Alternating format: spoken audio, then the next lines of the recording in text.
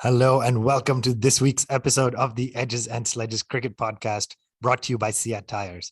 I'm your host for this week, Ashwin. I'm joined by DJ. And DJ, this is just this crazy seesaw, right? We went from 2 episodes ago being elated on top of the world, a phenomenal victory at Lords. Then the most deflated I felt in a long time after the innings plus defeat coming out of that at Leeds. And now India have taken a unassailable lead in the 5-test series against England in England, being up 2-1 with just the one test match to go. So we're going to spend the rest of our time together diving deeper into it. But right off the bat, how are you feeling, man? You got the India jersey on. You're all pumped. You've been fired up all morning.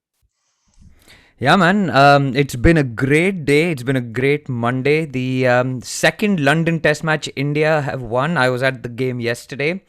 So my other India jersey is actually in the wash.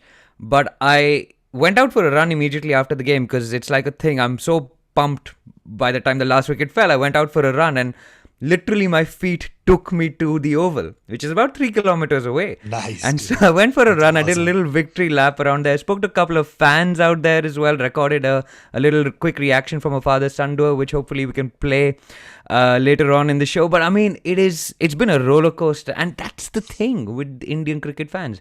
We react emotionally to wins and we are like so high, and then you react quite badly to losses and you feel a bit low, and like it affects every kind of facet of your life. Like you're walking around with your head hanging down and like dragging your feet, and like you're then suddenly really into your work and you're like you're trying to not think about the cricket, but then you have a performance like this again. So it's too much.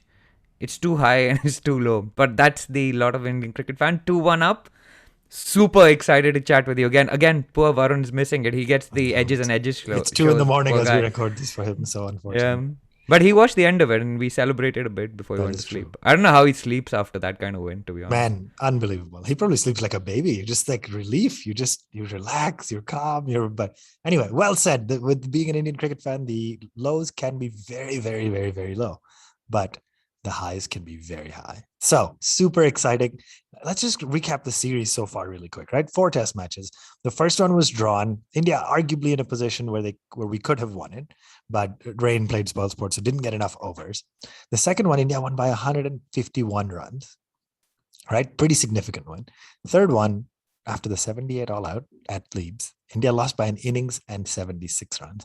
And just today at the Oval, the 4th test match, India has defeated England by 157 runs, despite, let me put out there, despite losing the toss, getting put into bat first, and only making 191 runs in that first innings.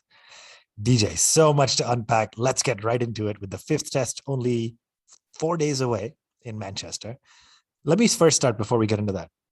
In the current test, Manchester, I've seen some forecasts for rain for Friday through Sunday. A, why do we keep doing this, playing test matches in England in September, specifically in cities like Manchester? But B, 2-1. I think you predicted 3-1. I predicted 2-1 at the end. So I'm most likely, at least one of us is likely to be right at this point. Yeah. I mean, we could lose. And Varun predicted 2-all.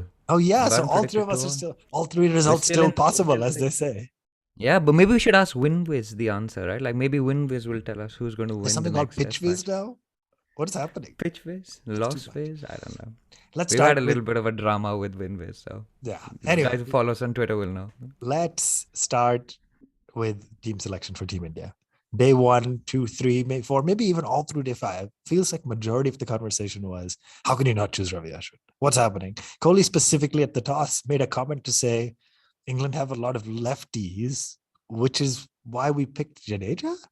And I later learned in hindsight, we knew he meant that means the quicks will be bowling around the wicket, which means the footmarks will come into play, etc. But I mean, talk to me about that. We were all pretty distraught that Ashwin didn't make it again, right? I think three of us actually all picked Ashwin in 11 for this test. After the disaster 78 all out and the Ishant performance, we knew Ishant's going to sit out. They said he had a niggle. Don't know whether that was a made-up niggle or what it was. He sat out. And we knew that was sort of coming after he had an off-color test match, right? But I have to say, even now that I'm looking back at it, even with the benefit of hindsight, Ashwin, I genuinely wonder about that decision to leave Ashwin. out. But the question that I've been asking as well is like, who would you replace Ashwin with? And that cannot be answered without the benefit of hindsight, right? Because the guy who ostensibly kind of replaced him in the lineup, Shardul Thakur got all the runs. Jadeja took a few wickets. Umesh Yadav picked up wickets. So, I mean, for me, Umesh was a straight swap for Ishant, right? But the second, Shami being left out, Shardul coming in for that may have been an opening for Shami injured. And Shardul coming, that may have been the opening for the Indian management to actually play Ashwin in a place. He's taken 6 wickets. He can bat. Everything is pointing towards the Ashwin selection, but they went with Shardul, who you picked, but not instead of Ashwin alongside him. Yeah, I had both of them playing, and in hindsight, it is interesting because by the end of it, Moeen and Jadeja were both getting good turn. I mean, in the first innings, Moeen didn't even bowl, right? But by day 4 and 5, he picked up a couple of wickets. Yes, he went for runs. Jadeja ended up with 4 wickets in the match, plus, of course, a magnificent run out. But I just find, again, we're going to get in the match in a second, but I find it so fascinating that India lost you and I've talked this a lot. India lost the third test match almost entirely on the back of its poor batting. Almost entirely, right? 78 all out, etc. We've talked a lot like who do you blame, etc. And then coming into the fourth match, positions 1, 2, 3, 4, 5, 6, 7, unchanged. You make 2 changes. Yeah, maybe one was forced by injury, but both are bowlers. Right. So is this Michael Holding, I think, said this on the air, or somebody, I don't know what, depending on what feed you get, I get the Sky feed, which obviously you do as well. Is this just part of cricket? No matter who causes a team to lose, bowlers take the fall more than batsmen? Are batsmen a little bit more immune to criticism than bowlers are? Well, frankly, it's tough to change a batting lineup in England, man. That is the reality of it. If your batting lineup isn't failing miserably, it's not having like even Kohli played all 5 test matches in 2014, right? Like he played every game in 2014. He averaged 13 and a half throughout that whole tour. So I can understand the reluctance to want to change the batting lineup despite all the signs to the contrary. What I would have liked and what we thought they would do is to shore up that batting lineup with another batsman, getting Vihari to bat at 6. They didn't, and that would have given them perhaps the left arm Jadeja option and the right arm off spin option. And I know not all off spin is equal. We've had this debate before, but it just gives them that option with the ability to bat as well, which they didn't go with that. They backed Thakur, they moved Jadeja up the order, but we'll get into that later, but you sort of see Shami was an enforced change, right? Ishant, again, you see him being off color, and I mean, he didn't bowl well. Let's be honest, he did not bowl well. Kohli didn't handle him well in the third test match. Kept bowling him at the wrong times and kept giving away runs, and you can sort of see why he was a casualty of that game. The big question was the Rahane question, right? And all of us knew that they're not going to drop Rahane in the 4th test match. The big question will be, will they drop him for the 5th test match now that he's played 4 and scored, I think, 10 and 0? How many did he get? 10 in the first inning? 14 and 0, I think. Yeah, it wasn't much, right? Like, So let's jump right in then, right? India gets put into bat. We're thinking, hey, we need an extra batsman, etc. Rohit and Rahul survive out again, a little bit of a testing new period with the new ball, and then both with no extra runs added, both of them get out, right? Rohit goes first, no extra runs on the board, 28. Rahul goes, and then boom, boom, boom, Pujara. Jadeja came in at 5, which we'll talk about in a second. Kohli, Rahane, Pant, 127 for 7, just about at T on day 1. And we're thinking, here we go again. Again, the batsman failed us. Yes, conditions were favorable for the quicks. At the end of it, on day 1, 13 wickets had fallen, which we'll come to, but 127 for 7. So, Chris Wokes wakes up, just rolls out of bed, hasn't played Test cricket in forever, and just looks unbelievable. And that's me talking about his bowling. If it was Varun, he might be talking about how he looks actually. He thinks Chris Wokes is a very attractive dude. But what happened? 127 for 7 after 50 odd overs on the first day. It was ready. Like we were ready for the post Leeds depression to just stretch on, weren't we? Man, it's Joe Root did what Kohli may have done at Headingley, right? Won the toss, the Indian batting lineup has just come off two collapses, 78 all out and 63 for 8, which we talked about at Headingley.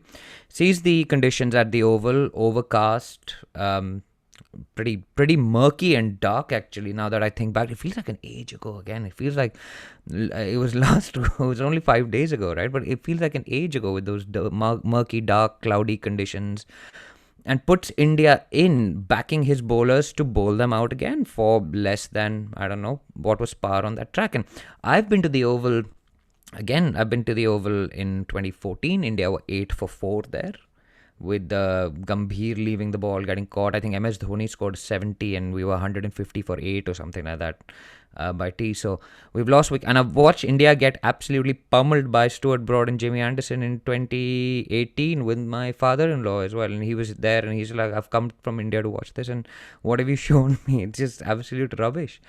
But, it's once those wickets started falling, it wasn't quite a collapse. It was like a trickle of wickets. It was almost like you knew the next wicket was on its way. You could see the Pujara poke came out. I mean, let's be fair. The Rohit dismissal was to a good ball by Wokes. Rahul was on the receiving end of yet another umpire's call by the home umpires. I've been watching this series and I'm like, how many umpires calls have gone against this Indian team?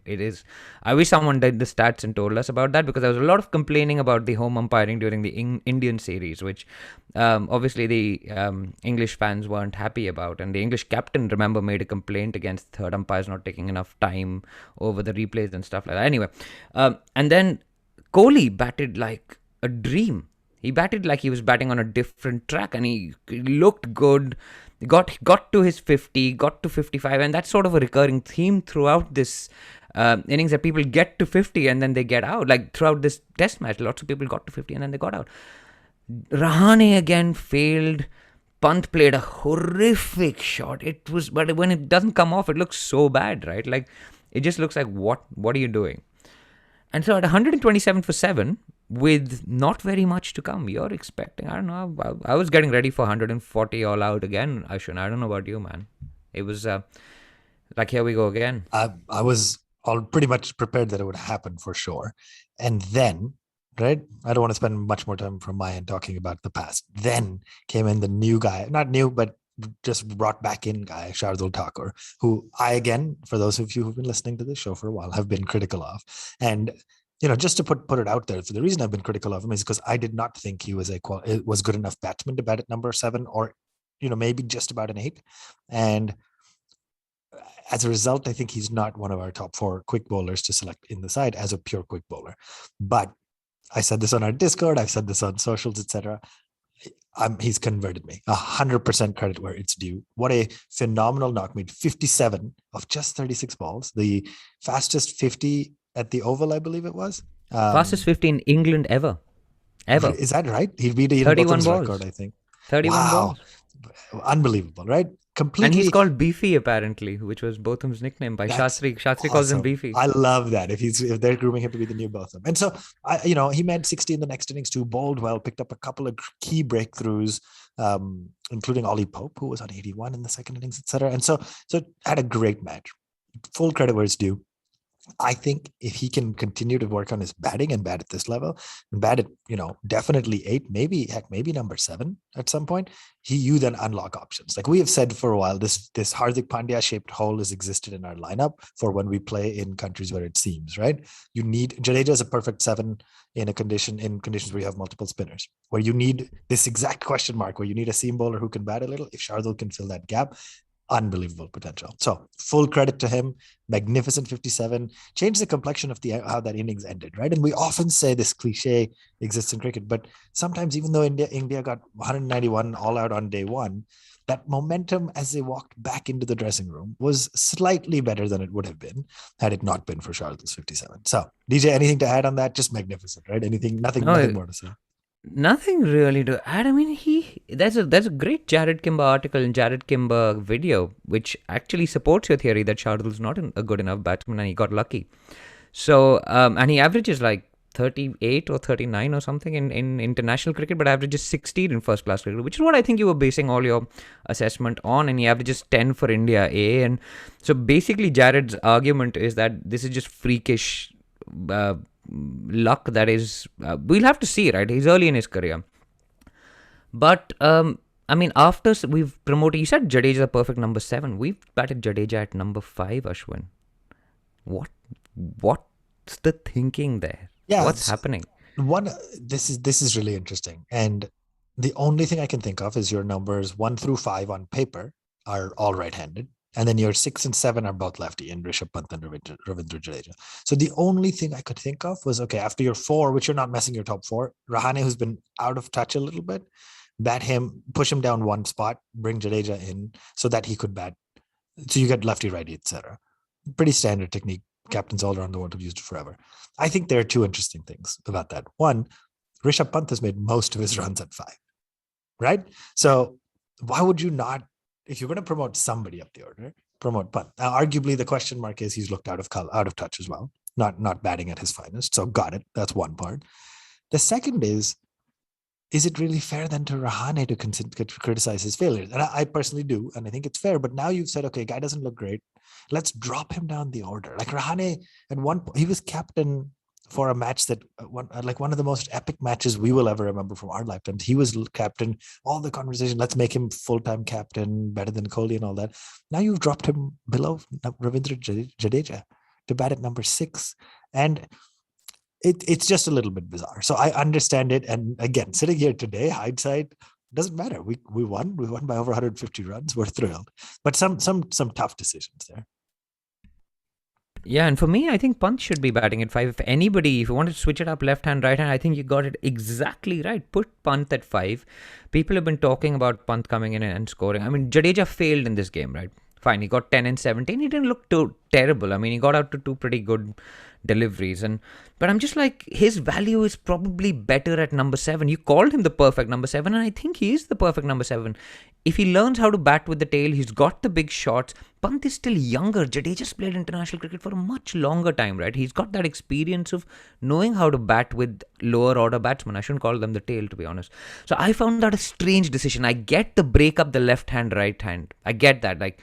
And you sort of see the logic behind protecting a Rahane who's having a tough time of it. But whether Jadeja is the right person to do that, I'm not sure. But I mean, let's come back to where we were. Shardul Thakur. I mean, I think I messaged you saying I was slapping my thighs so hard after every 6 he was hitting that it went into like a Shikhar Dhawan thigh 5 red thigh situation, because it was just pure adrenaline, and he was hitting the bowlers for 6 and 4. There were edges flying everywhere, and it was just the kind of innings that Sam Curran played for England, or like a Stuart Broad before he got hit in the face used to play for England, or Graham Swan would play for.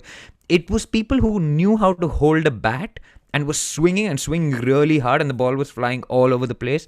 And the bowlers weren't doing much wrong. The fielders were not doing much wrong. There wasn't much wrong with the captaincy. It was just coming off, and it was incredibly compelling for an Indian cricket fan to watch. And 191 feels very different from 140, right? And you saw after Shardul went to that review from Vokes how quickly the rest of them it was 3 wickets for I think 1 or 2 runs. It wasn't much.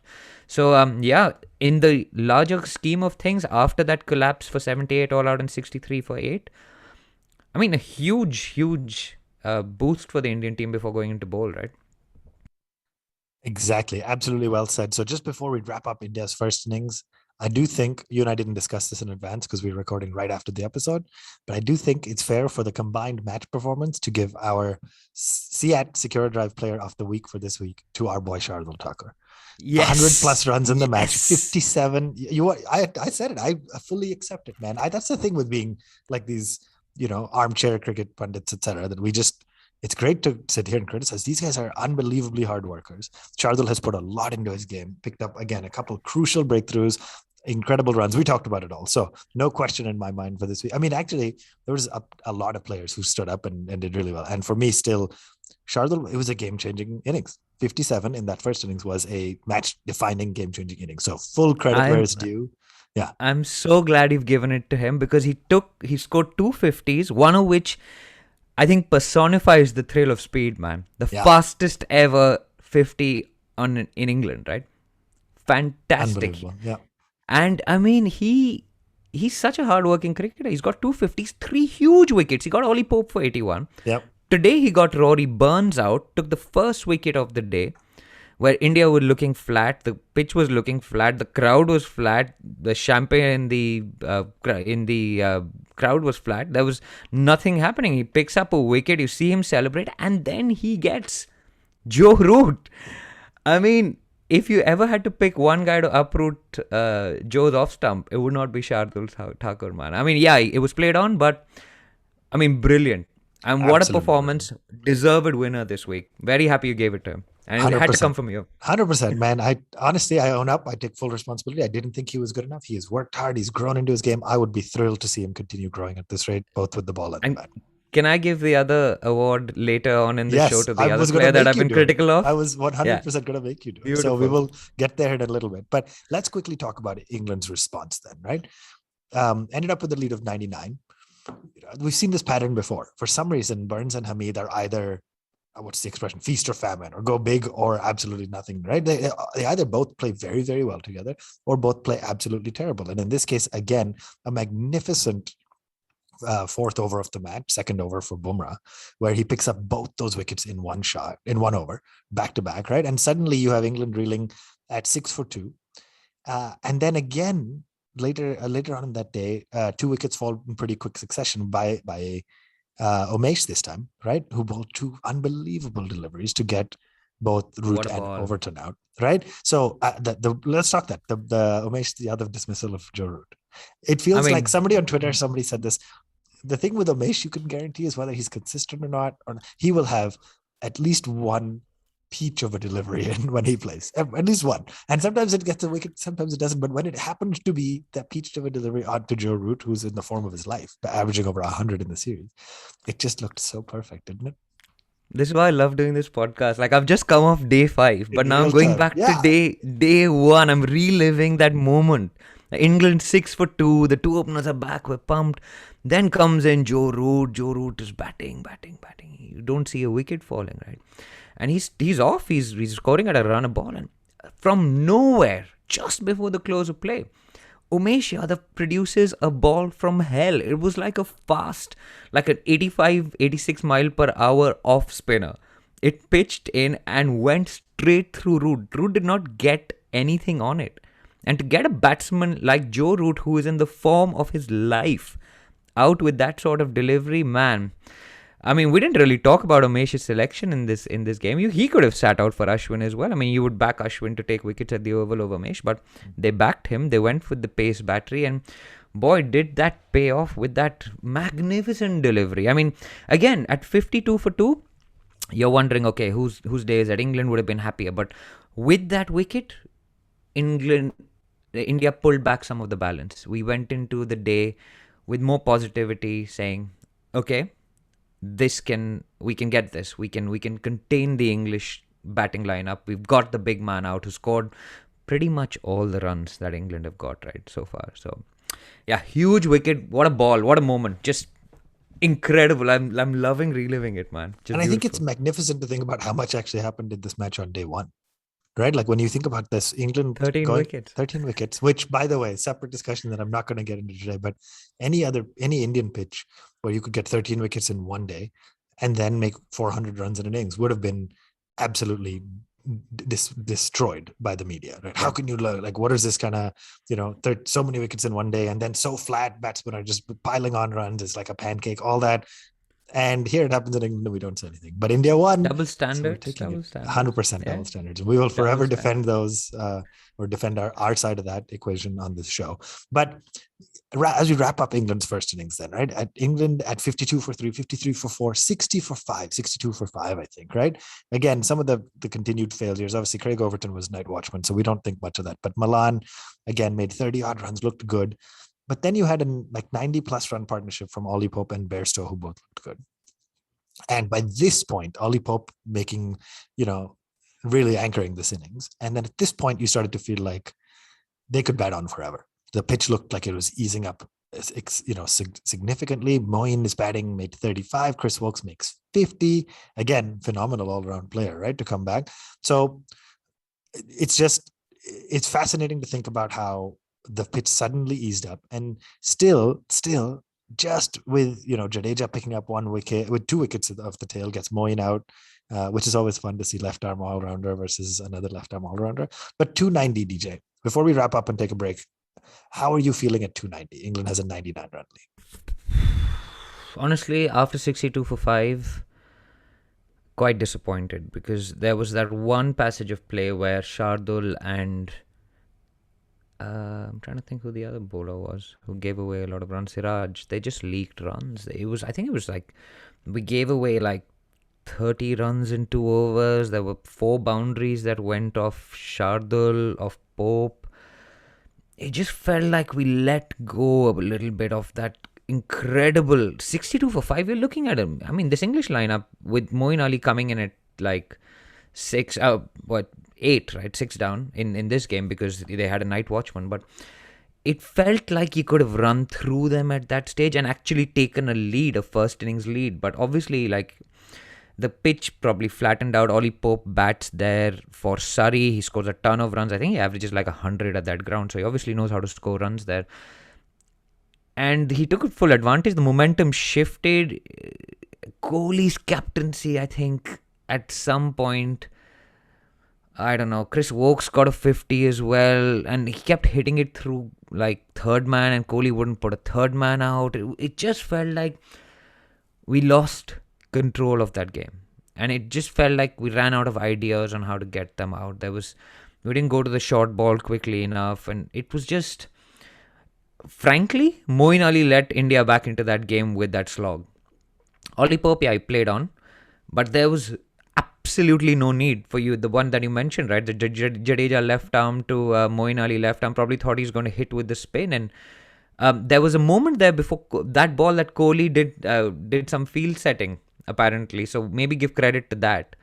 But I don't know. Moeen just brought India back into the game roughly. But I mean, 100-run lead. It's you would expect a team to win after taking a 100-run lead, right? It was a pretty big lead, and again, you could see that someone like Chris Wokes is smashing you around. The pitch was flattening out, and they could, if they'd stuck in a bit more, they may have got more runs. And the difference between a 100-run lead and like a 200-run lead is just demotivates the batsman on the other side, puts overs into their legs as well. We talk about putting overs into the bowler's legs, but like the opening batsmen are tired when they come out, right? When they fielded for, I don't know, 5 sessions in a row. So yeah, I think England missed a big opportunity there to grab a hold of this series. 290 all out. India trails by 99. Pitch is starting to get a little bit easier. We're going to take a quick break, and we will be right back to talk about India's second innings, where arguably the match started to turn in our favor. We'll be right back. Welcome back to the Edges and Sledges Cricket Podcast, brought to you by Seat Tires. We are celebrating the 4th Test match victory between India and England, and DJ is still in disbelief because we choose to record I'm so glad I'm not doing this at midnight, because I could not sleep after the last one that we did, because I got so charged up. I'm so emotional. I'm just really glad we're doing this quickly enough after, but I'm gonna have enough time to calm down after the game as well. Excellent. After the podcast as well. Sorry. We're now starting to get to the, what do they call it? The business end, or the exciting part of the discussion, right? Where India starts this innings on, I guess it was day 2. Yeah, it was end of day 2. India starts the innings chasing at negative 99, let's call it, right? And we went into stumps without losing a wicket. So Rahul and Rohit negotiated that last afternoon session. And it's always tough because you're trying to play out a new ball, etc. But you also know the first morning, the next day is going to be critical. And so one thing I remember being interested at is I noticed every time either we were talking or the commentators were talking or somebody, it always feels like the line was, this next 1 hour play is going to be really crucial. And they kept saying that for the first session. Then when Rahul and Rohit negotiated it, then they said, for England now, the next hour is crucial. You got to get a wicket or else. And of course, this is one of those that's like, yeah, this is the beauty of Test match cricket, right? You start to realize just how important every passage of play is. There's no like, hey, yeah, we could lose one session and then bounce back. Just the ability to hit to, for bowlers to hit their spots, for batsmen to start piling on runs, etc., can change anytime. But DJ, let's talk about our top order. Yes, the pitch was easing up. Yes, it was getting flatter. Yes, England's bowlers are getting tired, but they're still the most successful fast bowler in the history of time in terms of wickets taken, etc. And I feel like I need to hand over to you because I need to tee you up for our second award of this week. Yeah, before that, let's just go back where we are. We've got lots of people on Twitter criticizing the Indian bowling, how we didn't bowl well enough from 62 for 5, how we've let them off the hook like we just have. I mean, it felt like we let go of an opportunity. Maybe the conditions eased out, all of that stuff as well, right? But you have to remember, this team has yet again bowled the opposition out for sub 300. This is not a bowling problem. This is a batting problem. And I tweeted just after that saying, you can't keep blaming the bowlers. The bowlers have been rescuing you throughout. The batsmen need to stand up. You don't win or even draw test matches until someone scores 100. I'm going to go back over this. Rahane at Lord's 2014, overseas win, right? Scores 100. Trent Bridge with Varun when I'd gone over. Kohli scores 100. Boxing Day, Rahane scores 100. Lords again, Rahul scores 100. What are the other overseas wins that we've had famously of late? I mean, Adelaide in 2003, Rahul Dravid scores 100. He scores a double 100 and 72 not out. I mean, you do not win overseas test matches. The first test match in 2018 at Adelaide, Cheteshwar Pujara scores 100. The MCG test in 2018, the Boxing Day test, Cheteshwar Pujara again scores 100. You don't win test matches until your batsmen score hundreds, and you've got to make them big hundreds, right? And if there was ever a time to stand up, this was the time to stand up. This was the time to forget about what's gone on in the series and to come to the party. And Rohit Sharma, I mean, I'm getting goosebumps as I say this, and I had tears in my eyes after he got to his 100, and I'm not joking about this.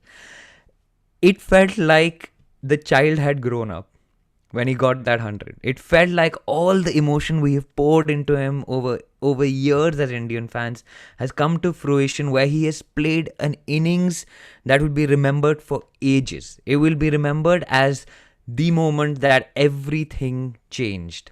Of course, Rahul supported him beautifully. Pujara supported him beautifully.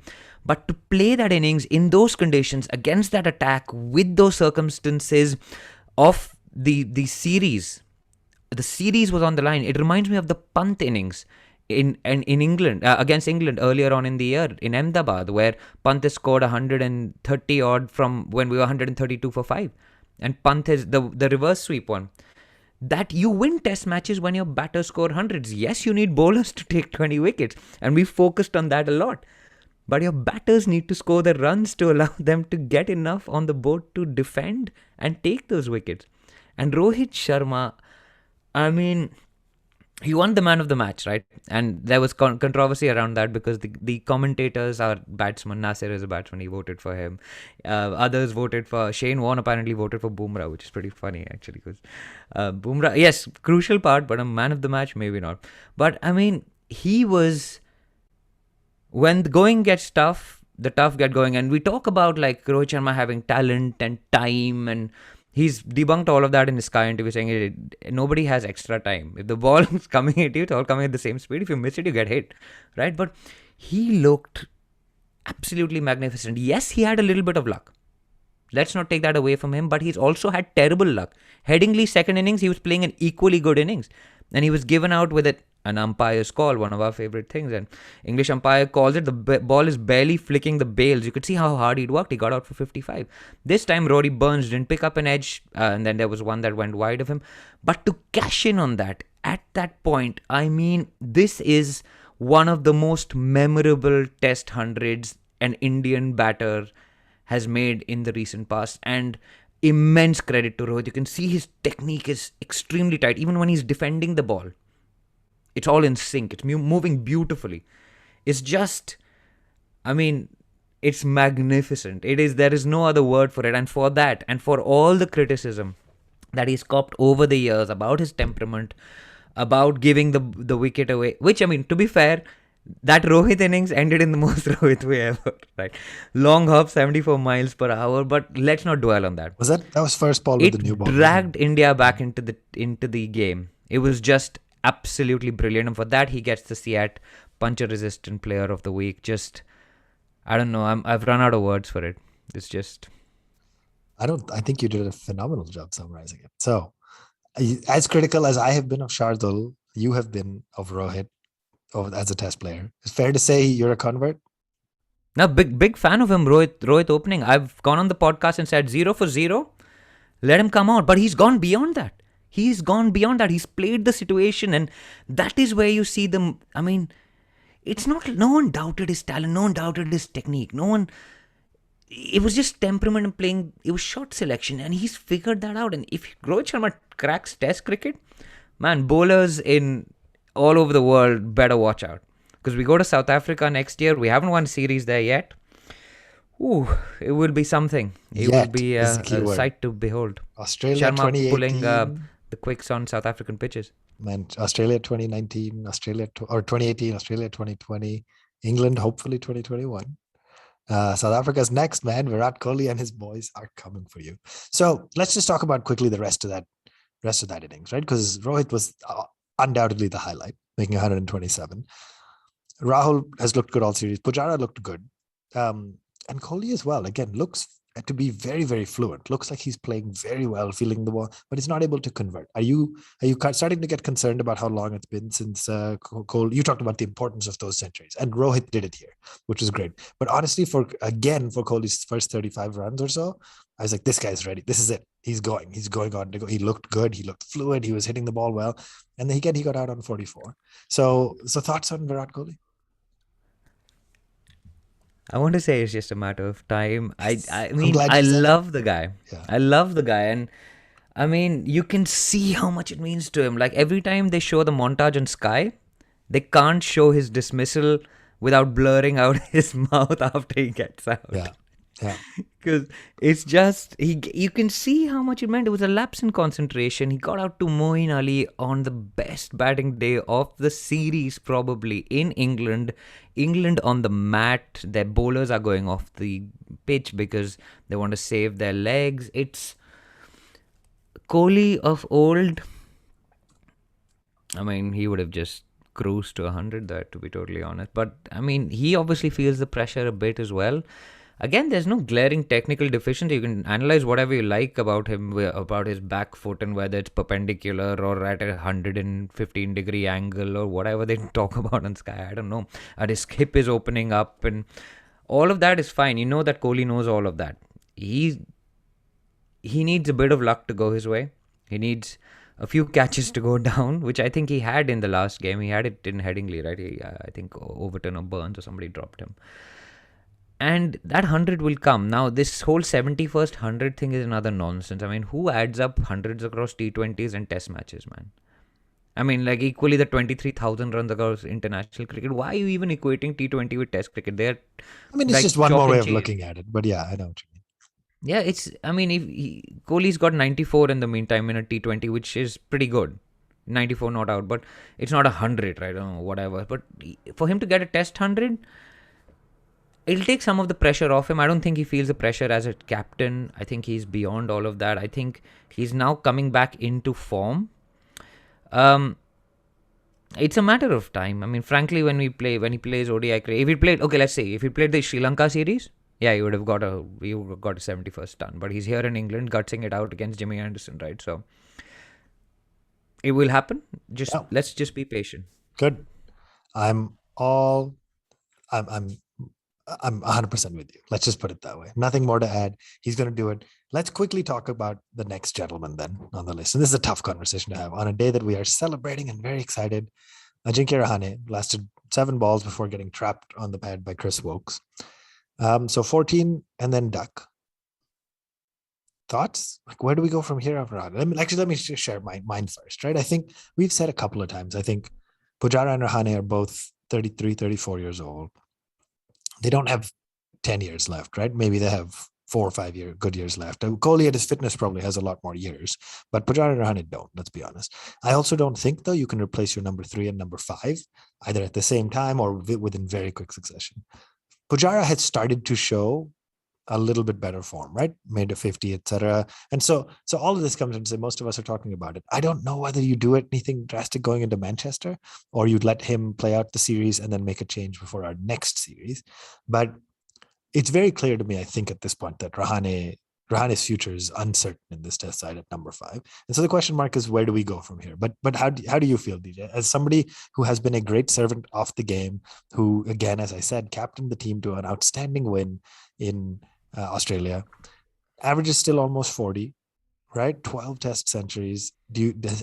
Has he earned a little bit more time in bad form, or are you ready for him to go? And I'm asking you because Varun's not here. Varun's point of view, for anybody who listens to this show, is very clear. It's very hard, man. You remember all the good things he's done for Indian cricket, right? You remember the hundreds. You remember the tough runs he scored. You remember the captaincy down under. And you like him because he's an understated, nice character. He's in the Rahul Dravid mold of cricketer, right? And you can't dislike Rahane. And only 8 months ago, we were talking about him being the permanent captain, and his fortunes have really declined since then. I don't think they're going to. It's frustrating because we're carrying him. Let's be honest. This Indian team is carrying Rahane as a passenger at the moment, and he needs to step up. I don't know whether it's a mental thing, whether it's a technical thing. He seems to be getting out in a lot of similar ways again. So maybe Vikram Rathore needs to sit down with him. His averages dip below 40 for the first time to 39 since 2015. Dropped a catch today, which you don't often see him do as well. So maybe it's affecting other facets of his game. And Vihari is the obvious replacement, right? I don't think Sky makes it. I don't think Prithvi Shaw or Mayank can replace Rahane, particularly if he's batting at 6. Vihari is the natural replacement because Jadeja is batting 5, apparently. But going into Manchester in a potential series winning test match, I don't think you make the change. I think you wait, you trust in Jinx one final time, and we'll talk about the preview for the Manchester game. I think you have to trust in him, and then he will come good. Again, needs a bit of luck, needs things to go his way, but long term, I think I told you, man. I sang the song for you. Duck Rahane karke le gaye Gill. Gill is the sole successor at number 5. Gill is not an opening bat for me. I mean, there's a discussion for another day, but Gill is a natural number 5. And then a number 4 once Kohli retires. So it's kind of the Kohli route. Kohli started at number 5 and then moved up to number 4 when Sachin retired. It's like the heir apparent bats at 5. And for me, Duck Rahane karke le gaye Gill is the mantra. I'm just, lots to unpack there. But I'm with you, I think, at a high level that Rahane probably won't change for the next game, but is not the long-term plan. But it's interesting. You've made the declaration that the heir apparent is Shubman Gill, which is very interesting, which we'll come back to. It's pretty early to make that call. I think we made it with Kohli because he had captained the under-19 side, and he had just been around for much longer. So is Gill, I guess. But anyway, we will come back to that for another day. Otherwise, you and I will be here for 4 hours. Amazing kind of performance again by the lower order. Very, very excited on the Rishabh Pant show, of course, to see him finally get some runs on the board. Made a nice little 50 there. Shardul Thakur again came and made runs, made 60 again. But let's not discount the support he got from Umesh Yadav and Jasprit Bumrah. Bumrah suddenly found batting. Umesh is another interesting option where he can bat. He doesn't have the temperament necessarily, but he has the skill and the technique. And he has the power for sure. He hits the ball really, really hard. So do you know this is Pant's slowest first-class 50 ever? That is a great sound, but I didn't know that. 50 of 106 He batted balls. singles. I was there yesterday. Yeah. It was like, I can remember him playing 2 shots, one straight and one cover drive, and there was nothing else. He just batted in singles and ones and twos. It was incredible. Very interesting. Our boy's growing up. Everyone's growing up. Yeah, indeed. And so as we approached late on day 4, after batting 150 overs, tiring out the England quicks, starting to, get under their skin, everybody was thinking, how many runs do you need? How many is too many? And so 367 run lead on the board when the final wicket fell.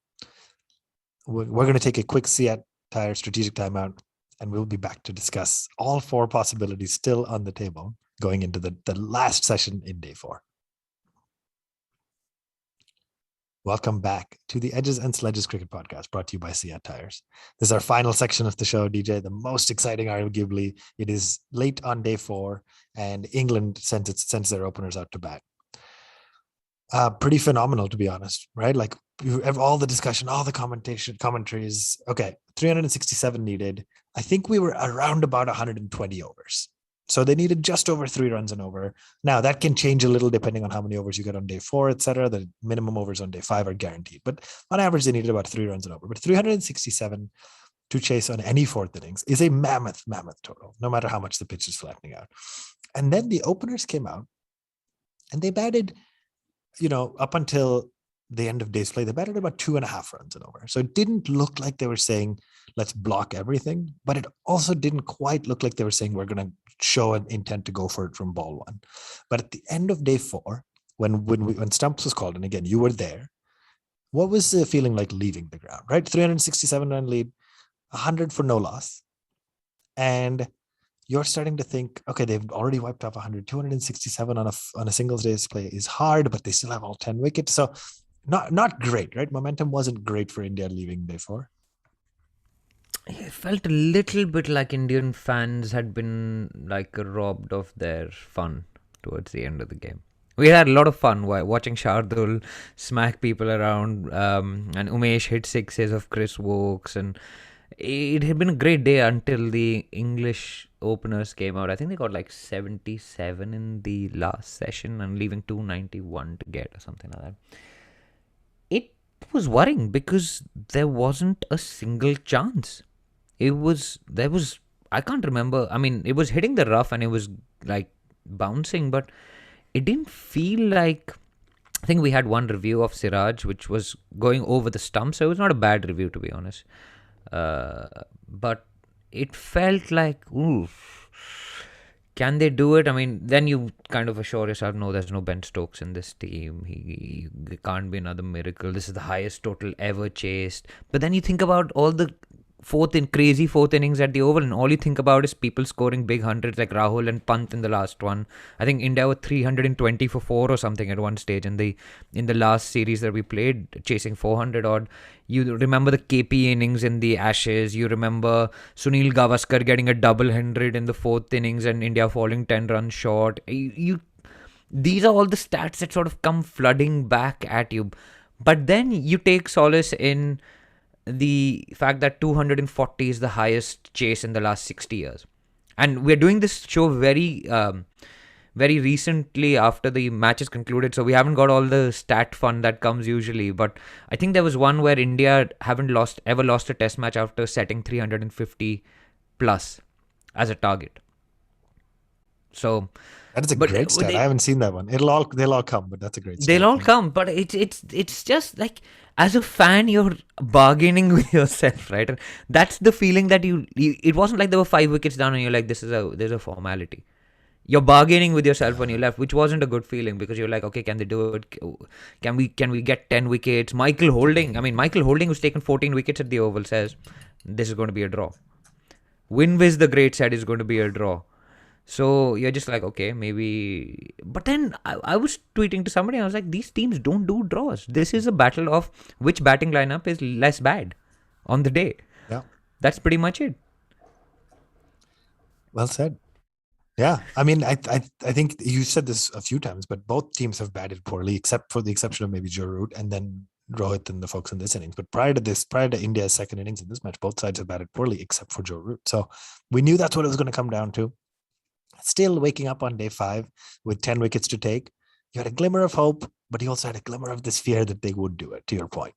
And then this morning's session started, right? I guess we're doing line by line, ball by ball again. Do you want to do it? Let's try. Let's see how much we can live through, right? So the session started at 5 a.m. So I'm a bad cricket fan. I couldn't wake up at 5 a.m. I'd been on a late flight yesterday home, so I missed the first wicket. First 2 actually, Burns and Hamid. Burns and Malan. were the first two. Talk me through the wickets. I've obviously seen the replays since, but obviously it took Shardul Thakur again after a really tough first innings partnership where you got Ollie Pope out, and then here him getting Burns out. Walk me through the first couple of wickets with Burns and Malan getting out. Yeah, so the first wicket it came out of nowhere. It genuinely came out of nowhere. It was like a floaty away swinger. Apparently, they were comparing it to Vernon Philander and what he did on like flat tracks. And basically, it pitched, seamed away, swung away. Rory Burns got a really thin edge, but the Indians exploded because until then, the thinking was, oh, it's going to be so hard to get a wicket on this. Burns plays for Surrey, remember?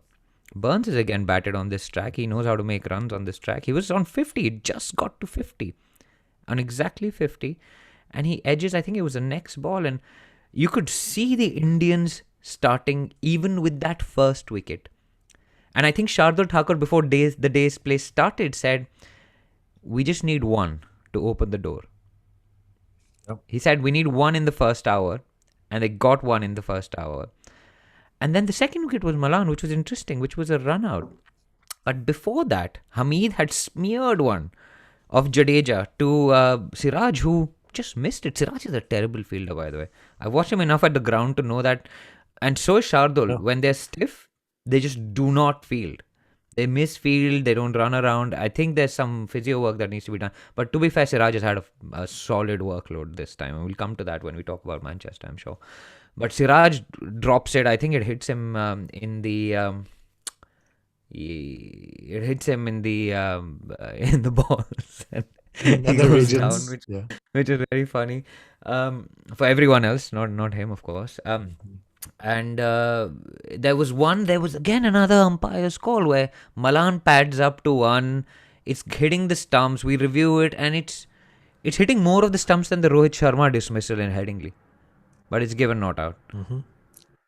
And then there's a moment of madness where Haseeb knocks it out, and Mayank on as a substitute for Pujara, who twisted his ankle, by the way, while batting, while he was getting his runs. And I think Rohit Sharma was also off after his innings. And so remember, the leadership group was diminished in this thing. So it was basically Kohli orchestrating the whole thing. Ravi Shastri is out with COVID. We haven't even talked about all of that. Ravi Shastri is tested positive for COVID. The coaching staff is all isolating. Rohit Sharma and Pujara are sitting out. I mean, Ashwin is not playing. So who's calling the shots on the field? It is Kohli and Rahane, right? There's only two people at that point. And he's marshalling his troops. And Mayank comes in and brilliant piece of fielding, man. Brilliant.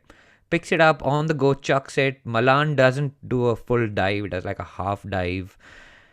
And to lose a wicket to a run out on that pitch, I mean, we lost one, but it was Bumrah. It's a little bit different when your number 3 gets run out. Of course. So very poor cricket from England, I would say. Right. So a lot happened in the span of the kind of first 15-ish overs of the day. You then have to be thinking 6-7 overs later, Hameed was still looking good, but you have to be thinking, oh my gosh, I just ran out. Like, it was Hameed's fault. That plays on a batsman's mind for a while, right? Every time you run somebody else out, a batsman is always thinking about it. And amazing to see kind of how Jadeja for quite a while was holding down one end just to get sufficient rest to the other quicks. And how, for me, I was blown away by Virat's captaincy today. Almost every time he made a bowling change, he got a wicket. And it was amazing to see how he was managing the field, managing the bowlers, etc. And people know, like, everybody criticizes Kohli's captaincy. I'm actually a big fan. He's not perfect. Nobody is, but I'm a big fan. And today was an example of how he used field positions. He used bowlers. He was tempting the batsman. He would throw in an extra catcher and just say, go for it. That's fine. Like, at some point he said it, if you would go try to make the runs. Come on, try to make the runs. And that's what can trigger a wicket. And if you notice, Root early on in his innings was reverse sweeping Jadeja, was trying to show intent, was trying to, get runs to signal, maybe potentially signal to Kohli that, hey, we are still going for this. But then Jadeja gets one against Hameed. So against the lefty, as we've talked, pitch right in, and of course I have more details about this because I was watching this stuff all night. But pitch. Yeah, this is the righty though, remember?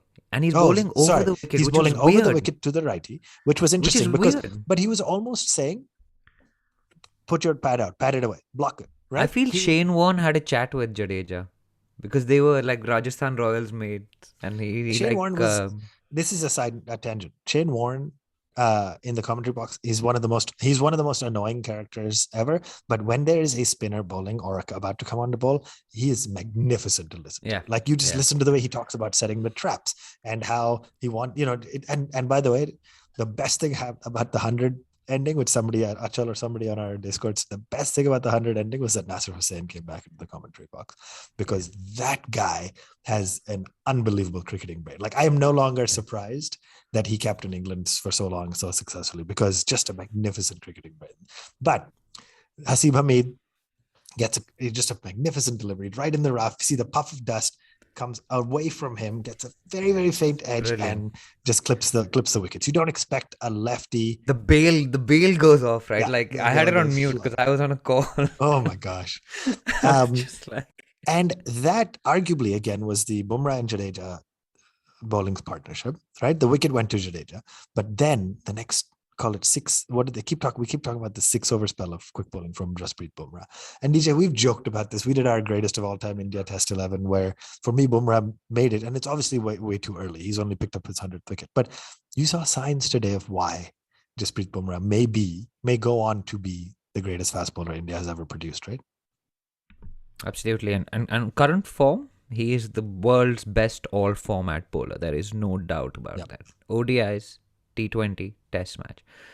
And again, I'm getting goosebumps as I talk about this, but those two Yorkers, I mean, we expect like a Wasim Akram or a Waqar Yunus to do that. You do not expect an Indian bowler to bowl with express pace and beat batsmen on a flat wicket in the air. He's taken the pitch out of the equation, right? This is the 4th test match of a series. You have to remember that as well. He's not fresh. He's not bowling the first spell of a new series. And it was, but you saw the ball starting to go. And that's what I texted you guys saying that I was saying that Umesh and Bumrah are going to be key on day 5, because yes, Jadeja is the one with all the pressure is, but when the ball starts to reverse, which it should eventually, and India eventually took the new ball when they were 8 down, but when the ball started to reverse, you've got to know how to bowl with that reverse swing. And today was a masterclass by Jasprit Bumrah. He only picked up 2 wickets, but he could have got another one. I mean, there was a dropped catch, but the He 2 gets credit wickets for just, much more than yeah, they broke the back of that chase. And I mean, Shane Warne is one of those guys. I'm glad you said that he was good, because otherwise I thought he would also blocked us on Twitter. But basically, you can see the logic why Warne got so excited to vote for him as the man of the match, right? Because it's exciting. It's a red-blooded fast bowler coming in, the crowd's heaving, this bowling in swing. It's drama. It is Test cricket at its finest. It feels like all of the last 5 days you've lived a lifetime again. It feels like a different era when, like, Ashwin wasn't playing. We were all upset, and that's the great thing about Test cricket. It's a journey, right? You don't know where you're going to start, where you're going to end. But I mean, Bumrah just put India on the way to victory, man. And yeah, none of we talked about the Umesh magic ball. Those 2 Yorkers to Pope and Bairstow, probably pretty good magic balls as well. I mean, I can't pick between those 3 balls. They're just all brilliant pieces of fast bowling, and so good for Indian fans to finally get to call those our own. Those moments and own those wickets. Just brilliant. Just goosebumps, man, goosebumps as you're trying to relive it. But exactly as you said, I think the reason I was so in awe of Nasser Hussain is because he was literally talking about, when Bumrah was bowling to Pope, he was talking about how Waqar Yunus used to do this and bowl a few, kind of progressively get fuller and fuller with your bowl a few kind of just off stump line or just outside, make him play or let him leave it. And then suddenly, like 5th ball of the over, I think, would come in just like in swinging right at the toes and crash into it. And as he said that, the next ball Bumrah runs in swinging Yorker, crashes the toes and hits the wicket. It was like, wow, this is a skilled cricketing mind. But of course, credit to Bumrah as well for actually doing it. But and also the Ollie Pope reaction. I loved it. It was like he was trying to blame the pitch. He was like, buddy, that had nothing to do with the pitch. Not the pitch. It was a Virat Kohli reaction. He took the pitch out of the equation, like you said. But gets Ollie Pope, the first innings hero, out for just 2. Next over, gets Johnny Bairstow, also bowled, right? And again, Bairstow had a similar, looked completely befuddled. Where did that come from? Where you have one of the best Yorker bowlers in the world. Don't be confused when he bowls it at your toes. It gets you out. 5 balls later, Ravindra Jadeja bowls to Moeen Ali, and again gets him for the second time. This time he just kind of, not a great shot, but inside edge, off the pad, pops straight up in the air. Jadeja gets him out. And then that's it, right? Then we believed. You had And both openers. Moeen's just been ornamental. Moeen's done nothing. Yeah. I don't know why they keep playing him. He's now the vice captain. It's like they took a cue from the Indian team and said, make your most useless performer the vice captain. I mean, I think that's a little bit harsh, but anyway. It is. It's just a joke. We love Jinx. Let's make sure we're clear. Choice. But anyway, at this point, you started to believe, but there's still a tiny piece of you that says the best batsman in the world right now on form, averaging over 100 before this match started in the series, is still out there. And so I don't know about you. I believed 4 wickets, most of the day left. I believed, but still, you never knew. And then our man, Lord Shardul, comes in and picks up the big fish, right? And at that point, in the 81st over, we knew this was it. And again, I think that was Shardul's first ball of a new spell, right? New ball was available, did not take it. Kohli said, we're getting reversed. Let's maximize it. Throws the ball to Thakur. And first ball, Joe Root inside under edge, right onto the stump. So it's never the most, you never give credit to bowlers for getting a wicket off of somebody who chops on. But, it was the change up. It was, Joe Root gets out on 37. He's beaten him and he's taken 2 wickets in the exact same way. So clearly they're not picking something he's doing. And I'm pretty sure you would have celebrated harder than Shardul, and Shardul really celebrated. Dude, I was screaming in my house. I was going nuts for that wicket because to me, Joe Root was that key, right? As he always has been. And so 7 down at that point, then Umesh comes up, picks up the next couple, gets Chris Wokes out, LBW, I think it was. No, he was caught by Rahul. Wokes flicked it to middle. Brilliant captaincy as well. That was that the field wicket position. Field position, just man. Short genius. Again, fantastic captaincy. Umesh Yadav then gets Craig Overton bowled out, and then Jimmy Anderson is trying to avoid being on strike. Overton, by the way, we hope he's okay, but suffered an injury. I mean, I don't know if you injury hope he's okay. Injury to insult. Yeah, added injury to insult after getting bowled. But that was very much similar to Mohammad Shami down in Australia, right? Like hits the elbow that is uncovered by the elbow pad and then falls onto the wicket. So we hope he's okay. Only 4 days to go before the next match. And then a little bit of an anticlimax where, again, Umesh, I think, picks up the final wicket. Jimmy Anderson gets a feather on it, goes to punt. The whole crowd erupts. Knew he hit it. Yeah, the crowd erupts. The players erupt. Everybody's thrilled. I jumped out of my chair. And then, of course, Jimmy reviews. So now you have to sheepishly, awkwardly wait. I mean, there's no way he's surviving another 30 overs, right? So we knew this should have been done. But still took a little bit of the zip out of it because you had to wait. And then that decision happened. But it shows you what kind of competitor Jimmy is. He would not let them run and take the stumps like they did at Lords. That was comprehensive. There's no question he was bored. Although they sort of he did. Knew he hit it. They sort of still ran and picked up the stumps. But anyway. They did, but it took the wind out of the sails a bit. So, they know how to get him bowled at Old Trafford to win the series, right? That's got to be it. But, that's it. No way to review getting bowled, right? I mean, Kohli would if he could. He might try. But it was what a deadly move by Jimmy. But that you have to grudgingly respect it. I mean, I don't know. But anyway, at that point, 157 run victory is completed. India go up 2-1 after 4 matches of this 5-test series. I mean, before we know it, in 2 weeks' time, the IPL is going to start. The day as soon as the IPL ends, we go into World Cup. So we're going to pivot back to T20 cricket and playing in colored kits and just the high energy shorter matches. But it is just, DJ, we talked about this seesaw. If we lose the next one, we might be upset again. But capturing our raw reactions within a couple of hours after it ends, it is just magnificent to see this side. I mean, winning at Lords, winning at the Oval in the same series. So freaking proud of what these boys have accomplished, what they've done under Virat. To see people like Shardul fighting their way back in and competing against arguably one of the best pace bowling lineups, the depth we have in pace bowling, for him to make it with Ishant, Shami, etc., all still available. For Rohit Sharma to have been criticized so much as a test opening batsman and say, I'm not giving up.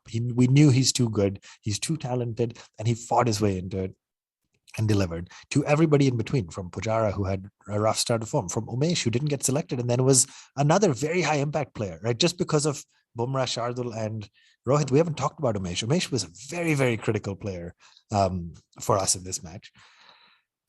And there we are, 2-1, going to Manchester. How do you feel about our chances in the fifth test? And we've already gone too long, so I probably won't do a full preview. But high level, any changes to this 11? Only 4 days out. It's kind of crazy. I don't know. So as I said, 3-1's my prediction.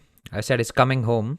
And what I mean by that is the Pataudi Trophy, because apparently we play a different trophy when we play in India. It is the Anthony De Mello Trophy when we play in India, who's an Indian cricket administrator. Yeah, I would have thought it, like the Border Gavaskar, I thought is like, or the Ashes, they're the same trophy, right? Like they exchange hands. But the Pataudi Trophy is the one when it's played in England, and the Anthony De Mello Trophy is when it's played. So the Pataudi Trophy is currently in England. We haven't won it since 2007, and it's coming home. It's coming home. That's it. You're ready for it. Yeah. That's it. So, I mean, in terms of changes, man, the same question will remain.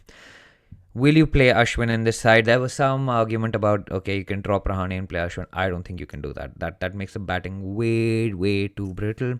They will look at workload management. Siraj looked burnt out. I have to say Siraj looked a bit off colour. The chat is around Old Trafford taking spin. That, remember, is where Shane Warne bowled his ball of the century to Mike Gatting, spinning it, crossing, taking his off bail when it pitched outside leg stump. So arguably it will spin there.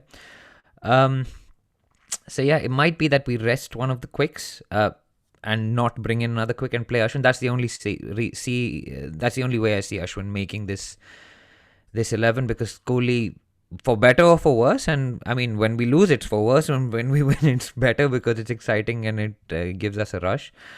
Kohli is going to stay with that template. He said it in the first test match. He said 4-1, right? One spinner is Jadeja. He hasn't done badly enough. He's batting at 5. The only thing I can say is one of the quicks need to be rested, and for me that would be Siraj. He's played 4 test matches. He looked down on pace, although he bowled his fastest spell after he dropped that catch and got hit. But he's bowled a lot of overs. Bumrah, I don't think we can afford to rest him. As I've already said, I don't think we'll drop Jinx in the last. It's not fair even on Vihari to come in the last game when the series is on the line, the trophy is on the line to do it. So, yeah, I think Ashwin in for Siraj is the only possible change. Or if Shami is fit, who, by the way, one of our listeners, Achal Verma, sent us has reported that Shami was spotted smoking hookah around his birthday, which is pretty funny. Yeah, anyway, I'm not going to say anything. It's crazy how this always happens. Yeah, but anyway, Shami could come back in. So happy birthday to Shami. He may be back in if he's recovered from his injury. But those are the only possible changes. If Shami's fit, I think he'll replace Siraj, which is a like-for-like swap. Mm-hmm.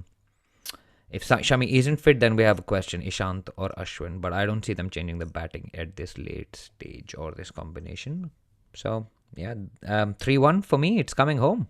3-1 for you. I still stick with my 2-1 mostly because of weather. Why? Just because of weather. Okay, but assuming it's unaffected by weather. Honestly, I would love 3-1, and I would think we can do it. But I'm like, you can't change your prediction mid through the series. So the predictions No, but you're predicting it because of weather. Yeah. No, but either way, I'm saying the predictions. Leave the weather aside. I think we can win it. So you're going 3-1 then. Come on. You're allowed to change it. Yeah, sure. I'll go 3-1. Man, I'm just so fired up today. I'm, of course, going to go 3-1 if you ask me today. Because nice. I'm pumped. I mean, then it's 2-1 if we don't care. It's as long as India wins. Yeah, as long as it comes home. Agree. So that brings us to a wrap. Congratulations to all Team India fans and supporters. Just a phenomenal win. 4 tests done. Just really excited for the 5th one by the time we come back for By the time we record next week, we'll probably be done the fifth test and quickly saying we got to preview the IPL again. So it never ends with cricket. We will be here with you to follow all of it on the Edges and Sledges Cricket Podcast. DJ, right before we go, our final bet with Seat contest. We're giving out our last bet for this contest. It's been a ton of fun. Lots of great bets. Thank you for those winners who've been sending pictures and stuff. It's super cool to see. But you want to announce our final winner? Yeah, man, it's been a great ride. Thank you for everyone who's written into us. Congratulations to everyone who's won a bet. It's all down to luck, man. We do a random draw, and if you win, good. Otherwise, we've got more stuff coming up for you in the future. So please keep entering, right? Okay, the winner for this month, for the month of August, is Rishikesh Shetty. The answer is Mayank Agarwal, is the person who holds the Indian record for hitting the maximum number of sixes in a single innings, along with Navjot Singh Sidhu. He hit 8 sixes in his innings against Bangladesh. So congratulations, Rishikesh. Write in with your details and we'll get that back to you, autographed by one of the Seat ambassadors as soon as possible. Ashwin, that is the show, man. It has yet again been a pleasure speaking to you. At least it's not midnight this time. I know it's a little bit better, but I absolutely love being able to do this as we wrap up the test. Just a great day. I'm going to enjoy the rest of my day off for those in the US where a long weekend for Labor Day. And I can't think of a better way to spend it than most of the morning watching India win and then the afternoon recording, reliving it right away with you. So thank you for joining us. DJ, thanks for being here. And good luck to Team India for the fifth test. We will see you all back in just about a week's time. This has been the Edges and Sledges Cricket Podcast, brought to you by Seat Tires. And like and subscribe to us on YouTube, Spotify, Apple, blah, blah, blah, wherever else you're watching this or listening to this, okay? Make sure you press that button now. Now. Thank you, everybody.